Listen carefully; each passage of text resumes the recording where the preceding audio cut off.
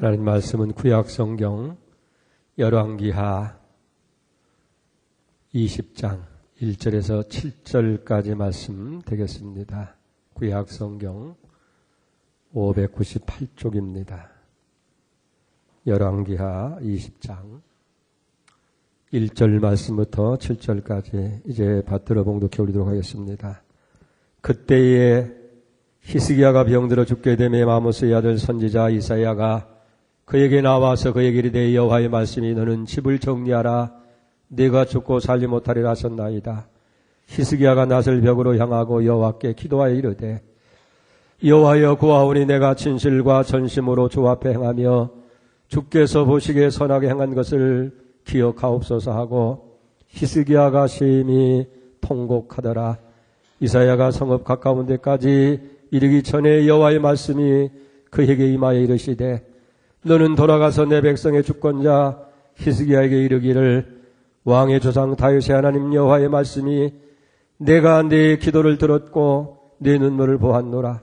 내가 너를 낫게 하리니 네가 3일 만에 여호와의 성전에 올라가겠고 내가 네 날에 15년을 더할 것이며 내가 너와 이 성을 아수르의 왕의 손에서 구원하고 내가 나를 위하여 또 내 종 다윗을 위하여 이 성을 보호하리라 하셨더라. 이사야가 이르되 무화과 반죽을 가져오라 하매 무리가 가져다가 그 상처에 놓으니 나으니라. 아멘.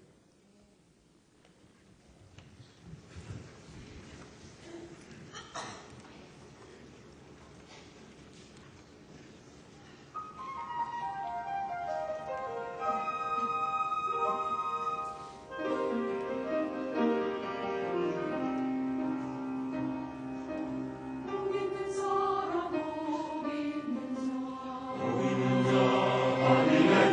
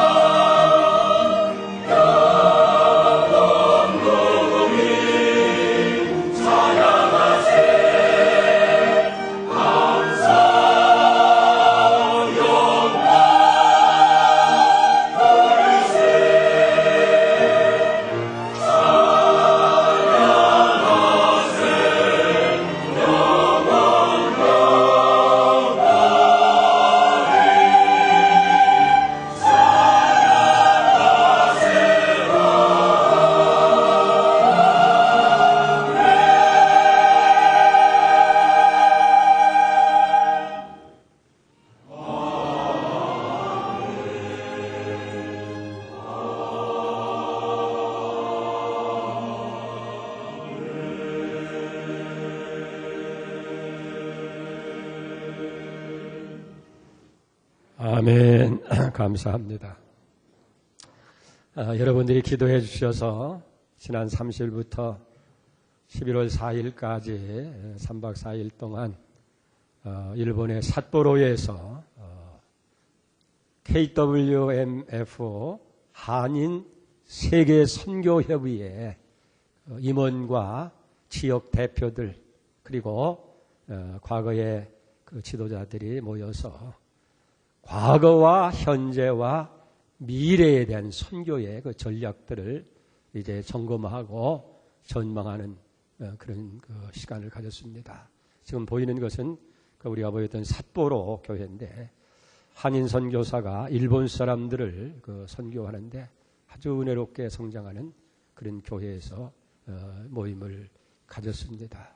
특별히 다음 세대를 위한 선교 전략이 먹기는 꽃감이 좋다고 그냥 빼먹는 재미로 어디에 선교할 것이 아니고 투자하는, 그래서 미래를 준비하는 그런 선교가 무엇보다 중요하다. 이것은 삿포로 현재에 있는 한인 선교사들의 그런 그 모습, 마지막 본 장면이 그런 모습입니다. 그래서 정말 다음 세대를 세우지 아니하면 교회 미래가 없다.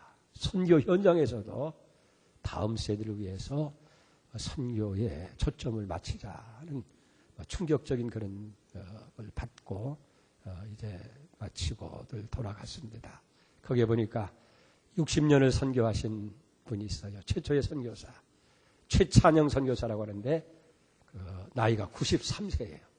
정정에 오셔서 과거에 우리는 이렇게 선교를 했다는 이야기를 해서 대개가 다 이제 60대 후반 되어지는 그런 지도자들이 모였는데 은혜 가운데서 맞춰온 것도 감사하고 또 부족한 사람도 거기 가서 교회학교와 한국교회 그리고 한국의 위기와 진단에 대한 강의를 해서 크게 호평도 받고 다음에 모스크바 대회나 또 저 인도네시아 대회 때 꼭 주강사를 한번 초청하고 싶다는 그런 초청도 받게 됐습니다.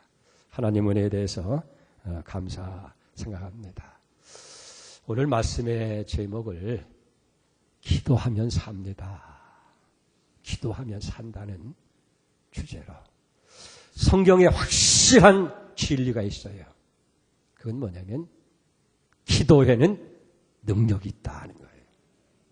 죽을 병에 걸린 사람도 기도해서 살아났고 멸망을 치닫던 그런 국가의 운명도 기도함으로써 해결받았다는 사실이에요. 기도의 능력은 옛날이나 현재나 동일하게 나타난다는 거예요. 그렇기 때문에 지금이라도 우리가 기도하면 그런 능력을 힘입을 수 있게 되는 줄 믿습니다. 오늘 여기 본문의 말씀은 여러분들이 잘 아는 내용입니다. 유다의 히스기야란 왕이 죽을 병에 걸렸어요.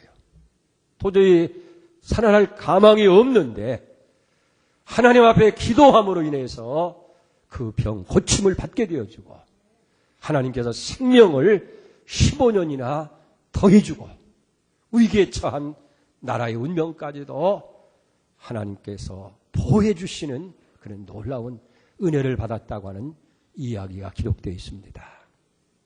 오늘 1절에 그때라는 말이 있어요. 우리가 이 그때라고 하는 말에 주목할 필요가 있습니다. 그때가 언제냐? 아수르라고 하는 이 나라가 18만 5천이나 되어지는 대병사를 이끌고 이스라엘을 침략한 거예요. 그리고 그 사마리아 성을 겹겹이 쌓았습니다. 멸망의 위기에 있을 때에 히스기야가 기도함으로 인해서 그 18만 5천 명의 군사가 하룻밤 사이에 하늘의 천군 천사로 인해서 다 송장이 되어지는 역사가 일어나는 거예요. 바로 그때를 얘기합니다. 좀 더 내면적으로 얘기한다고 한다면 히스기야가 왕위에 오른 지 14년이 되었을 때에 그의 나이 39세가 되어지는 젊은 나이 39세가 되었던 그때에 히스기야가 병이 들었고 그 병은 나을 수 없는 중병에 걸렸다 하는 거예요. 왜 그랬을까? 왜 이 젊은 나이에 병이 들었을까? 아마도 여기 아수르 군대 18만 5천 명이라고 하는 대군이 이 유다를 침공해서 히스기야와 있는 사마리아 성을 겹겹이 에워싸고 협박의 편지를 보냅니다. 당장 항복하지 아니하면 완전히 이 땅을 초토화시키겠다.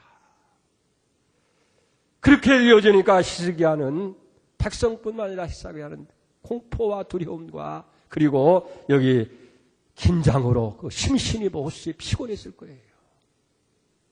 이게 어떻게 하면 이 난국을 해결할 수 있을까? 정말 저들이 요구대로 성문을 열고 나가서 항복해서 목숨이라도 구걸할까? 그러면 어떻게 될까? 또 아니면 어디에서 이 군대를 물리칠 수 있는 그런 도움을 받을 길이 어디 있겠느냐? 군사력도 부족하고 싸울 만한 힘도 없고 공포에 긴장감에 휩싸이게 되어집니다. 결국 그때 히스기야는 하나님의 성전에 나가서 하나님께 기도합니다. 그리고 하나님의 도우심으로 인해서 그 18만 5천 명이나 되어지는 아수르 군대를 한순간에 다 멸절시키는 대승을 여기 거두게 되어집니다. 그런데 이런 극한 상황을 하나님의 도우심으로 해결했는데 너무 긴장한 탓에 그 사건이 해결되자마자 긴장이 풀리면서 이제 히스기야가 큰 병에 걸리게 됐다 하는 거예요. 우리도 그런 경우를 가끔 경험하게 됩니다. 너무 힘들고 어려운 일을 만나게 돼서 사건을 만나서 고심하다가 이제 그 문제를 해결하고 나면 자연스럽게 긴장이 풀리고 맥이 풀리면서 자신도 모르게 그만 질병에 노출되고 큰 병에 걸리는 경우도 우리가 보게 되어집니다. 어떤 사람은 너무 살기가 힘들고 어려웠는데 이제 살림이 좀 피면서 살만해지니까 병들어서 죽는 경우도 있게 되는 거예요. 아마 어떤 의미에서는 히스기야가 그런 것이 아니겠느냐 하는 얘기예요. 국가의 위기에 당해서 너무 거기에 그저 심혈을 기울이고 고심하다가 이 문제가 해결되고 나니까 긴장이 팍 풀리면서 이제 병이 걸리게 되어지고 그 병은 예사병이 아니라 죽을 병이라는 거예요. 여러분 오늘 1절을 보세요. 그때 히스기야가 병들어 죽게 되매 아모스의 아들 선지자 이사야가 저에게 나와서 이르되 여호와의 말씀이 너는 집을 정리하라 네가 죽고 살지 못하리라 하셨나이다. 이게 사람이 말이 아닙니다. 의사가 의원이 와서 진단을 하고 내린 그런 이야기도 아니고 사람의 생명을 주관하시는 전능하신 하나님이 선지자 이사야를 통해서 전해준 말입니다. 너는 내 집을 정리해라. 네가 죽고 살지 못하겠다 하는 거예요. 여기 집을 정리하라는 말은 뭡니까? 죽을 준비하라는 거예요. 그래서 미진한 것이 있으면 그거 정리하고 나라 일도 그리고 다음 의사도 다 만들어서 죽을 준비를 하라 하는 거예요. 여러분 우리가 그저 몸이 이상해서 병원에 가서 진찰해 보니까 아이고 큰 병입니다. 그래도 가슴이 철렁하잖아요. 밥맛이 없고 살맛이 안 생기고 절망하는데 그런 큰 병이 아니고 죽고 살지 못하겠다. 이제 내 집을 정리하라니 얼마나 이 청천벽력이냐 하는 얘기예요. 자, 이런 상황에서 대개 사람들은 어떻게 해요? 낙심하고 절망하고 이제 세상이 끝난 것처럼 세상이 노라해질 수밖에 없잖아요. 자, 그러면 히스기야는 이 절망의 순간 이 위기의 때에 어떻게 했느냐. 오늘 성경 말씀에 보니까 죽음의 선언 앞에서 히스기야는 절망하지 않았어요. 믿음으로 하나님 앞에 나가서 기도한 줄 믿습니다. 어떤 믿음입니까? 지난날 위기와 어려움 가운데서 역사하시는 하나님을 기억하는 거예요. 그게 뭐냐고 하면 아수르의 18만 5천 군사가 쳐들어왔을 때에 히스기야 한 것이 뭡니까? 19장 1절에 보면 히스기야 왕이 젖꽃을 찢고 굵은 베옷을 두르고 여호와의 전에 들어가서 기도한 거예요. 자신만 기도한 것이 아니라 중요한 정책을 같이 나누는 대신들과 함께 기도하는 거예요. 2절을 보세요. 왕궁의 책임자인 엘리야김과 서기관 셈나와 제사장 중 장로들에게 굵은 배를 둘러서 아모스의 아들 선지자 이사야에게 보내고, 이렇게 함께 합심해서 기도할 때에 하나님께서 그 아수르의 침략의 위기에서 풍전등과 같은 그런 나라를 구하게 됐다는 거예요. 그걸 기억하는 거예요. 그리고 이제는 그 위기가 자신에게 와서 죽고 살지 못할 이 위기 속에서 하나님 앞에 다시금 기도하는 거예요. 그 기도가 오늘 20장 2절에 기록되어 있잖아요. 히스기야가 낫을 벽을 향하고 여호와께 기도하여 이르되, 하나님 성전을 향해서, 벽을 향해서 얼굴을 돌리고 기도했어요. 여기 낫을 벽을 향했다고 하는 말입니까? 세상과 인간을 다 뒤로 하고 오직 하나님을 향해서 기도했다고 하는 그런 거예요. 지금 히스기야 앞에는 허물 수 없는 이런 절벽과 같은 벽이 딱 가로막고 있는 거예요. 이거 어떻게 할 수가 없는 거예요. 내 힘으로 어떤 세상 물리적인 것으로 해결할 수 없는 죽을 병인 거예요. 아마 그 나라에는 백성 중에 용한 의원도 있었을 거예요. 허준과 같은 그런 의원도 없잖아 있었을 것이고, 정책을 같이 나눌 수 있고 상의할 수 있는 지략이 뛰어난 문물을 겸비한 제갈량과 같은 그런 인물도 없잖아 있을 거예요. 그러나 그런 사람들을 다 뒤로 하고 오직 하나님 앞에 단독적으로 하나님과 만나서 하나님 안에서 해결되려고 그 얼굴을 벽을 향했다는 줄 믿습니다. 이게 중요해요. 그렇습니다. 시편 101편 1절에 보면 내가 산을 향하여 눈을 들리라. 나의 도움이 어디서 올꼬? 천지를 지으신 여호와에게서로다. 오직 우리의 도움은 천지를 만드신 창조주 하나님께로부터 온다고 하는 사실을 믿어야 되는 거예요. 이제 히스기야 왕으로서의 임무가 중요하지 않았어요. 세상의 부귀라든지 권력이라든지 어떤 것도 중요하지 않은 거예요. 지금 필요한 것은 하나님의 공율과 하나님의 도우시는 손길만이 필요한 거예요. 그래서 히스기야가 여기에 벽을 향하여 여호와께 기도했다라고 기록하고 있는 것을 보게 됩니다. 두 번째로 히스기야는 간절한 마음으로 기도합니다. 20장 3절을 봅니다. 여호와여 구하오니 내가 진실과 전심으로 주 앞에 행하여 주께서 보시기에 선하게 행한 것을 기억합소서 하고 히스기야가 심히 통곡했다. 눈물의 기도입니다. 통곡으로 기도한 거예요. 여기 눈물로 기도했다고 하는 것은 히스기야 왕의 간절한 마음으로 기도했다는 표현입니다. 사실 얼마나 기막히고 안타까운 얘기입니까? 그 위기 어려움에서 이제 겨우 아수르 군사를 물리치고 나라의 안정을 찾으면서 새롭게 뭔가 해보려고 다짐합니다. 아직도 39세의 젊은 나이입니다. 할 일이 많은 거예요. 이때에 죽어야 된다고 하는 걸 생각할 때 얼마나 가슴이 아프고 안타까운 거예요.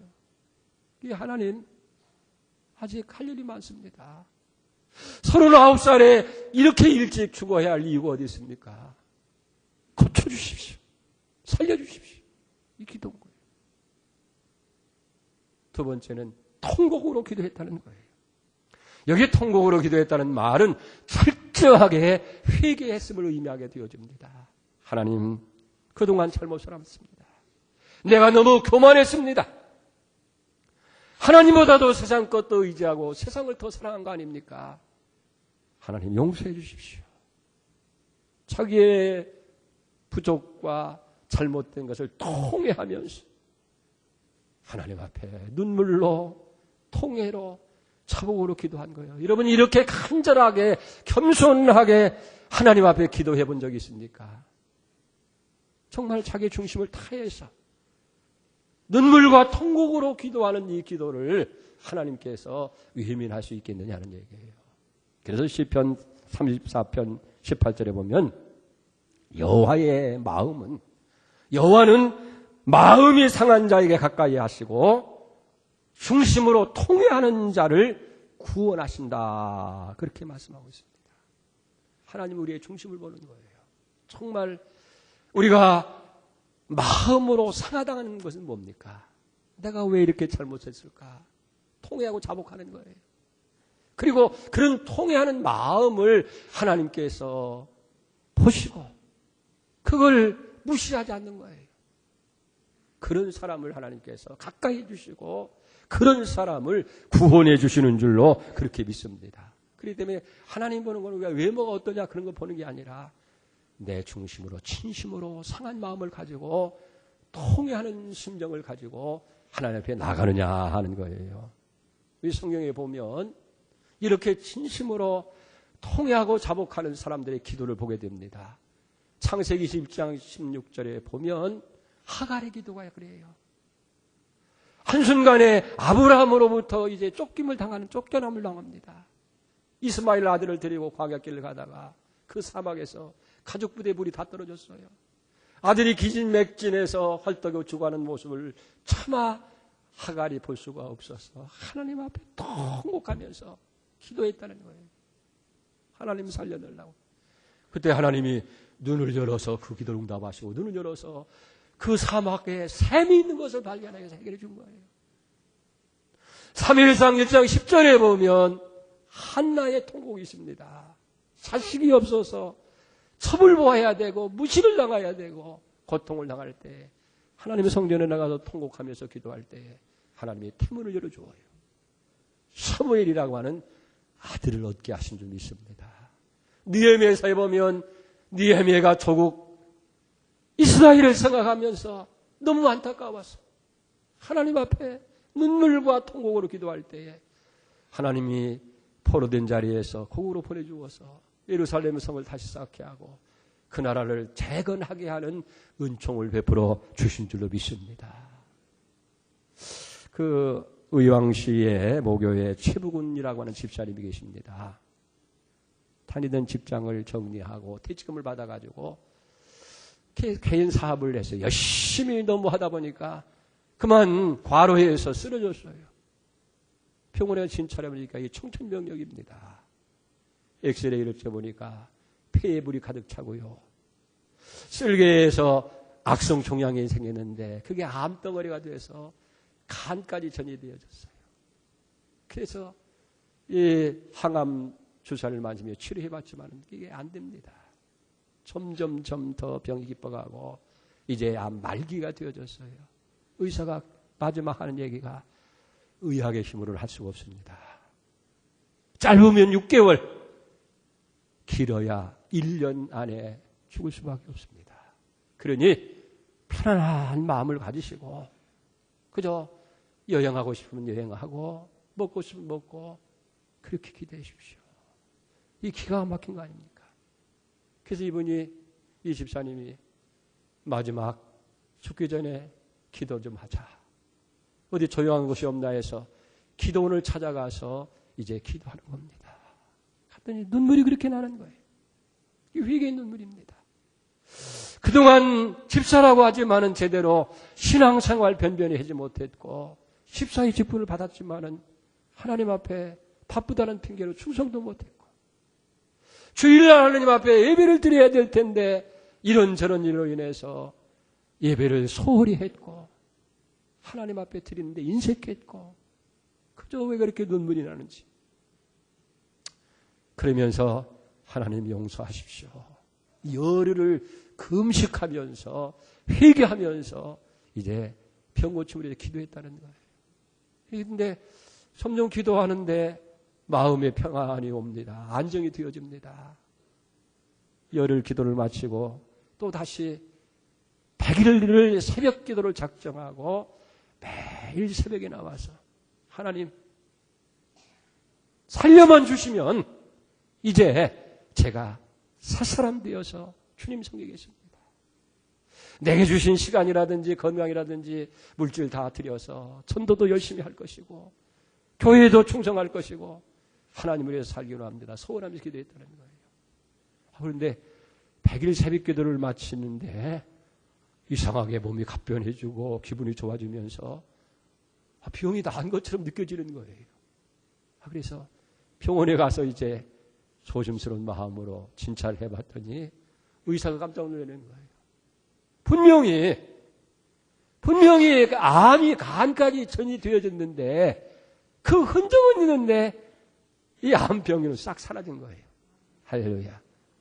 하나님이 치료해 주신 줄 믿습니다. 이수님 너무 고마워서 할렐루야 하나님을 감사하면서 이제 소원한 대로 다 열심히 하나님 앞에 예배드리고 충성하면서 사람들이 간증을 할 때 수많은 사람이 그 간증을 듣고 하나님 앞에 돌아오는 역사가 일어나게 된 줄 믿습니다. 여러분, 히스기야가 벽을 향하여 얼굴을 돌리고 하나님 앞에 통곡으로 기도하고 구하게 되어질 때에 하나님께서 응답하신 줄 믿습니다. 어떻게 응답했어요? 보세요. 5절 6절입니다. 너는 돌아가서 내 백성 주권자 히스기야에 이르기를 왕일상 다윗의 하나님 여호와의 말씀이 내가 네 기도를 들었고 네 눈물을 보았노라. 내가 너를 낫게 하리니 네가 3일 만에 여호와의 전에 올라가겠고 네 날을 15년을 더할 것이며 내가 너와 이 성을 아수르의 손에서 구원하고 내가 나를 위하여 또 내 종 다윗을 위함으로 이 성을 보호하리라 하셨다. 하라 하셨더라. 여러분 어떻게 하셨다? 첫째는요. 5절 상반절입니다. 내가 네 기도를 들었고 네 눈물을 보았다. 하나님께서 기도를 들으셨다는 거예요. 눈물을 흘리는 것을 보았다는 거예요. 사랑하는 여러분, 하나님은 우리의 기도를 듣고 계신 거예요. 우리가 기도하는 모습을 보고 계신 거예요. 고아는 배가 고파도 소리를 지를 수가 없다는 거예요. 들을 수 있는 사람이 없기 때문에 그런 거예요. 우리는 하나님의 자녀이기 때문에 아버지 되신 아버지 앞에 나와서 아버지, 아빠 힘들어요, 어려워요, 고쳐주세요, 살려주세요. 그걸 하나님이 왜 그 기도를 들으신다는 거예요. 보신다는 거예요. 우리의 자금 신음까지 다 내가 네 기도를 들었고 네 눈물을 보았노라. 얼마나 귀한 말씀입니까? 얼마나 우리에게 소망을 주는 말씀이에요. 허공을 치는 얘기가 아니에요. 성도의 기도는 반드시 하나님이 듣고 계신 줄 믿으시 바랍니다. 그리고 다 보고 계시고 아버지의 중심이 뜨거워졌어. 알았다. 그래, 힘들지. 조금만 참아라. 내가 다 해결해 주신다. 두 번째는 5절 하반절입니다. 내가 너를 낫게 하리니 내가 3일 만에 여호와의 전에 올라가겠고 낫게 하리니 3일 만에 성전에 올라가리라. 과거에 어려울 때에 하나님이 성전에서 기도함으로 해결을 받았습니다. 그러나 이제는 죽을 병으로 움직일 수 없고 행동할 수가 없으니까 성전을 사모하면서도 거기만 가면 하나님이 계시고 거기만 가면 마음 놓고 기도할 수 있을 텐데 갈 수가 없는 거예요. 병든 몸, 행동할 수 없는 몸. 그런데 하나님이 이제 그 성전에 올라가게 건강을 주시겠다. 살려주시겠다는 거예요. 할렐루야. 아마도 히스기야 왕은 나은 후에 제일 먼저 성전에 뛰어 올라갔어.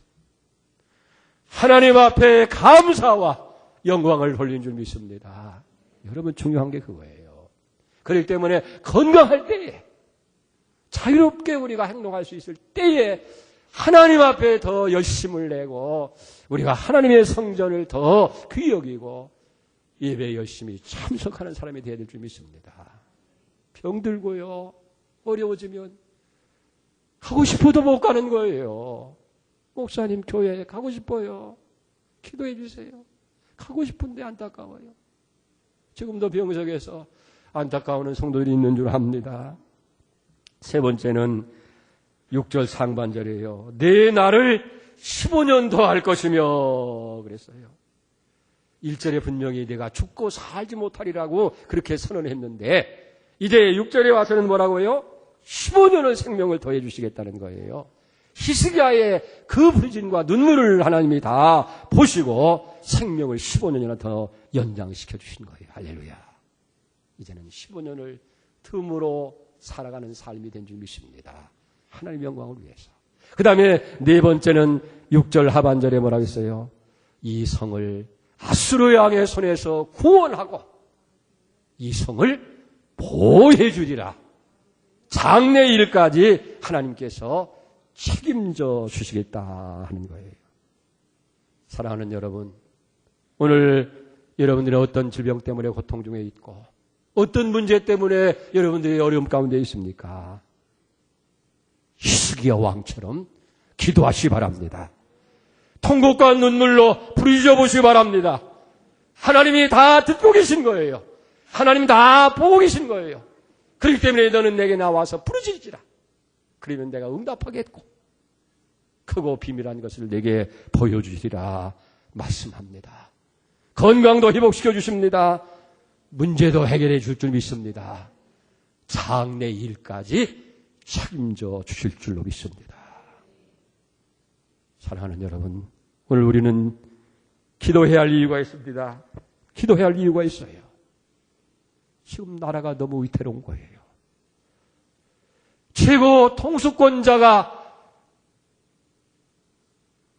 국민들로부터 완전히 신뢰를 잃어버렸어요. 어저께는 광화문에 대통령 하야하라고 퇴진하라고 촛불을 들고 20만 명이 모였어. 촛불 집회를 했어요. 학교에서 공부해야 할 학생들도 촛불을 들고 광화문으로 모여서 박근혜 퇴진하라. 박근혜 하야하라. 해외에 나갔을 때 너무 부끄러웠어. 너무 얼굴이 떳떳했어. 이건 개발도상국도 아니고 후진국도 아니고 후진국도 그런 일이 일어나지 않을 일들이 우리 주변에 일어났어요. 오늘 이게 한국의 현실이라는 거예요. 그러나 여러분, 대통령이 하야한다고 해서 문제 해결됩니까? 촛불을 들고 가면서 퇴진을 외친다고 해서 해결됩니까? 누가 이 문제를 해결할 수 있겠느냐는 얘기예요. 이건 대통령의 문제나 정치하는 사람들의 문제나 지도자 몇 사람의 문제가 아니라 총체적인 우리의 문제예요. 저는 이번에 삿포로에 가서요, 일본을 다시 봤어요. 과거에는 그저 화산이라 폭발해가지고 다 망할 나라라고 그렇게만 생각했고, 정신되니 뭐니 이런 것도 사과도 않는 나라로 해서 미개한 사람들이라고 그렇게 생각했는데, 그분들의 국민들을 보면서 질서가 있어요. 질서가 있어요. 원칙적으로 모든 일을 해요. 정직해요. 그리고 깨끗하고 청결하고 근면해요.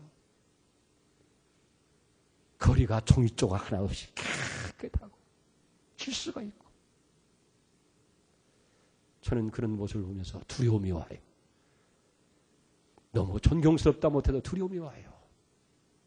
그러면서 부끄러운 우리의 모습을 볼 때에 무질서하잖아요. 원칙이 없는 사회예요. 원칙이 있다고 한다면 어떻게 그런 부정부패가 이 땅에 일어날 수 있겠느냐는 얘기예요. 혼란. 이게 다 우리의 문제가 아니겠느냐는 얘기예요. 현장에서 가늠하다 붙들 여인을 끌고 와서 돌로 치라고 했는데 돌로 치자고 했을 때 예수님은 죄가 없는 자가 돌로 쳐라. 다 터졌어요. 우리 다 자리에 일어납시다. 다 일어나요. 다 자리에 일어나시오. 다 일어나십시다. 그리고 옆 사람 손을 붙드세요. 하나님, 이 땅의 황망함을 보십시오. 이 땅의 부끄러운 모습을 보십시오. 우리는 너무 자만했습니다. 다 된 줄 알았습니다. 그러나 오늘 우리의 자화상을 청와대에서 보고, 오늘 우리의 자화상을 저 광화문에서 보고, 이게 우리의 모습이 아니겠느냐는 얘기예요. 대통령 한 분 하야한다고 그래서, 퇴진한다고 그래서 문제가 해결되는 것이 아니라 우리의 무질서, 무원칙, 우리의 불의함, 우리의 욕망이 오늘 우리만 이거 해결하지 아니하면 어떤 뛰어난 사람이 와도 이 문제 해결할 수가 없습니다. 그러나 여러분, 내 백성이 죄를 회개하고 스스로 겸손해서 하나님의 얼굴을 구하면 하나님이 그 땅을 고치시고 그 죄를 사해 주신다고 분명히 약속했습니다. 문제는 우리에게 있는 거 아닙니까? 우리가 믿는다고 하면서도, 하나님을 믿으면서도 기도하지 못했어요. 나도 원칙을 지키지 못했습니다. 나도 그런 의치를 했다면 똑같이 그런 부정을 지를 수 있는 사람이 아니겠느냐는 얘기예요. 9명의 역대 대통령이 한 사람도 온전한 사람이 없었습니다. 이승만 부정으로 물러났습니다. 박정희 어떻게 세상을 떠났습니까? 전두환, 노태우 감옥에 갔습니다. 김영삼 말기가 어떻게 했습니까? 춘추됐던 대통령이라던 김대중은 어떻습니까? 노무현 어떻고, 이명박 어떻고, 오늘 박근혜 이르기까지 누구 하나 온전한 게 없잖아요. 이게 우리의 모습입니다. 이제 우리가 회개하는 마음으로, 지금 위기예요. 앞에는 거대한 중국이 있고 뒤에는 일본이 있습니다. 샌드위치예요. 북한에는 핵을 가지고 저렇게 하고 있는데, 하나 돼서 어려운데 이제 어떻게 해결되겠어요? 기도할 수밖에 없잖아요. 주여, 이 민족 살려주십시오. 주님만이 이 난국을 해결할 수 있습니다. 우리가 통해서 기도해야 되는 거예요. 우리 크게 3번 주여 부르시고 정말 회개하는 마음으로 이 땅 고쳐주시고 이 어려운 정치 문제가 해결되게 하시고 다시 한번 이 민족을 써주시옵소서. 기도하십시다. 주여! 주여! 주여! 사랑하시고 자비로우신 아버지 하나님, 우리의 죄 용서하여 주시옵소서. 우리가 무질서한 가운데, 무원칙 가운데, 우리가 아버지 하나님이여 대충 아버지 하나님이여 불의 가운데 살아온 것이 우리의 모습이 아닙니까? 주여, 우리의 잘못, 우리의 죄악을 용서하여 주시기를 원합니다. 너무 부끄러워서, 너무 다시 뜯어내서 아버지 하나님이여 이 모습을 어떻게 우리가 할 수 있습니까? 아버지, 대통령의 잘못보다도, 위정자들 잘못보다도 우리의 죄악인 것을 아버지 하나님이여 고개하시고 회개하게 하셔서 이제 아버지 하나님이여 이 땅을 고쳐주시고 다시 한번 아버지 회복시켜 주시옵소서. 사랑하시는 아버지 하나님이여, 우리가 악한 길을 돌아서 정말로 아버지 겸손한 마음으로 회개하고 아버지 얼굴을 구하면 주께서 사하시고 그 땅을 고쳐주신다고 그랬는데, 하나님 아버지 이 땅을 고쳐주시옵시고 오늘 아버지 하나님의 이 위기가 주님 아름답게 해결될 수 있도록 하나님이여 수습하여 주시옵시고 지켜주시옵시고 우리들이 기도하지 못한 것을 회개하고 자복하고 나라와 민족을 바로 세우시는 자를 되게 하시옵소서. 하나님만이 우리를 살릴 수 있습니다. 주여 아버지 새롭게 하시고 고쳐주시고 우리를 죄악에서 사하여 주시옵소서. 하나님 아버지, 이 땅 황무함을 보시옵소서. 이 땅의 혼란을 보시옵소서. 이 땅의 부끄러운 모습을 보시옵소서. 너무 부끄러워서 너무 낯이 뜨뜻해서 주여 얼굴을 들 수가 없습니다. 쥐구멍이라도 있으면 들어갈 심정입니다. 하나님, 이것은 한두 사람 누구의 잘못이라기보다도 우리 민족의 총체적인 잘못인 것을 깨달아 알게 해주시고 무엇보다도 먼저 믿음을 가지고 있는 우리 성도들이 바르게 살지 못한 결과인 것을 알게 하여 주옵소서.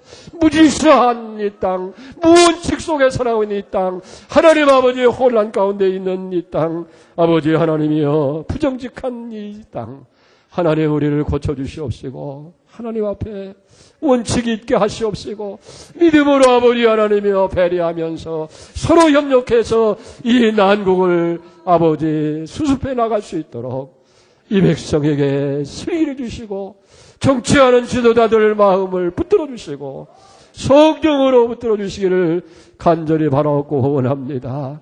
아버지 하나님의 내 백성이 악한 길을 떠나서 스스로 겸비하고 이제는 얼굴 하나님을 향해 구하면 내가 그 죄를 사하고 그 땅을 고칠 것이라고 말씀하셨사오니 우리 이제 사하시고 용서하여 주시옵소서. 히스기야 왕처럼 이제는 하나님과 통회와 통곡과 눈물로 나라와 민족을 위해서 기도하게 하시고 민족의 장래를 위해서 우리가 희생하고 또 수고하는 자리에 설 수 있도록 주여 축복하여 주시옵소서.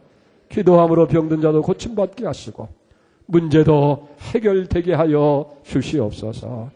감사하며 예수님의 이름으로 기도하옵나이다. 아멘. 자리에 앉으십시다.